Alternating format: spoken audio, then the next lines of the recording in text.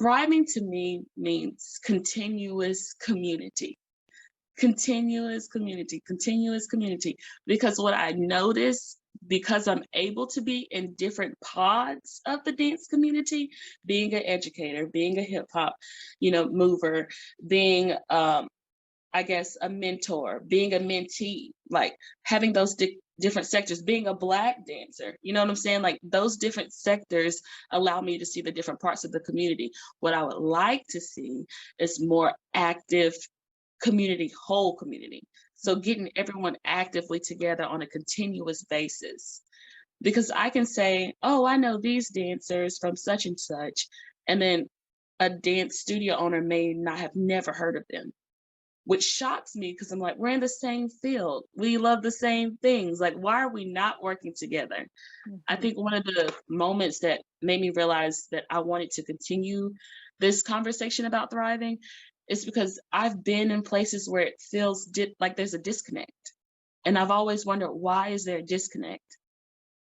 And it would just be, well, we're not as advanced as those dancers, or maybe the individual artist doesn't have formal training, so they may not know any educators or any studio owners. But why can't we find a place, a space, I'm not sure what that is yet, that we can come together continuously, so that way we can keep North Carolina thriving in general.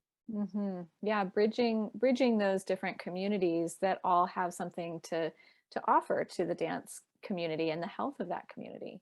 Definitely. Because I find that I hear a lot, there's this, I don't want to call it invisible, but sometimes it can be an invisible separation between street dancers and studio dancers, which there's also an invisible line between studio owners and formal K-12 educators or higher educators. So how do we take away that division and make sure that we keep the conversations open enough to keep the community going? That's Mhm. what I've been trying to do all along, because I kind of sit on the line between all four of those communities. Right.